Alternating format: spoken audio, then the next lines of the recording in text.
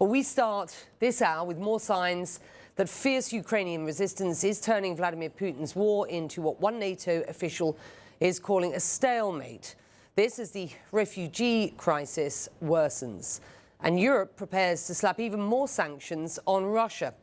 On the ground, Ukraine's military claiming its troops have regained control of Makariv, and the Ukrainian flag is flying over that city after a Russian retreat.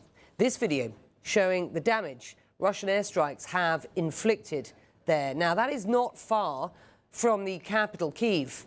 A Ukrainian cabinet minister telling CNN that Ukrainian forces will be taking more towns back over time. Well, a Ukrainian military official also dismissing a claim by Russia that a shopping mall attacked late Sunday housed weapons. Russia's defense ministry releasing this video of the attack, which killed at least 8 people. These images show some of the incredible destruction in Kyiv. Residential buildings and businesses repeatedly targeted. More explosions seen and heard there today. Well, Fred Pleitkin connecting us from Kyiv, where, as I understand it, air raid sirens, Fred, have been blaring within the past few hours. You're absolutely right, Becky. They certainly have, and we've also heard a lot of shelling going on. We've also seen a lot of explosions on the horizon, black smoke coming up. In fact, as I'm looking out here, I can see the entire sky behind me sort of turned black because there was a big fire raging a couple of miles from where we are right now. We've also heard some gunfire, small arms fire close to where we are as well. In general, Becky, we can say that as we're under curfew right now here in the Ukrainian capital, it certainly has been an active day of fighting, and that fighting seems to be taking place, from everything that we can see, in the northern part of the city or towards the north of the city, possibly also the northwest. That's where we're seeing a lot of those plumes of smoke. That's where we're hearing and seeing also a lot of those detonations, those explosions coming in.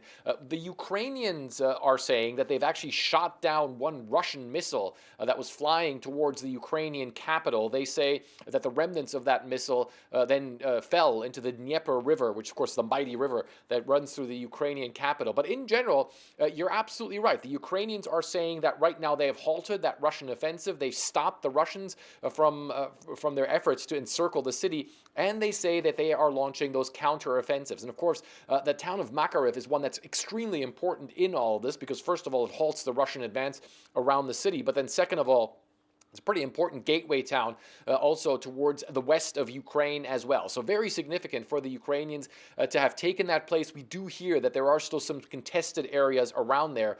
On the whole, though, Becky, it does seem to us as though right now the Ukrainian forces feel emboldened, and that the Ukrainian forces certainly in the north of Kyiv, in the northern parts of the Ukrainian capital, appear to be launching counteroffensives and fighting back, Becky.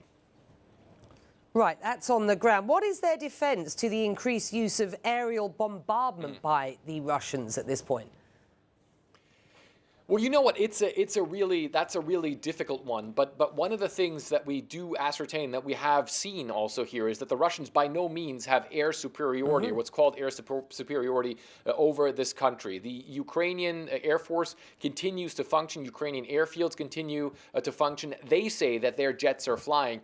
The big thing, of course, right now are those surface-to-air air defense systems. We did see those get triggered a couple of times over the past couple of days with cannon fire coming from the ground. But the thing that the Ukrainians say they still have, and we see them employ that as well, are those surface-to-air missiles called the S-300, which do go pretty high and can also intercept some of those rockets that are being shot at the Ukrainian capital as well. And, you know, we've had that and heard that discussion over the past couple of weeks since this war started, with the Ukrainians calling for a no-fly zone over this country, obviously something that Western nations, and especially the United States, would have to enforce. The U.S. saying that's not happening. But the thing they want, of course, is more of these S-300 surface-to-air missile systems to be able to shoot down things that come towards Kiev and other Ukrainian cities as well, Becky.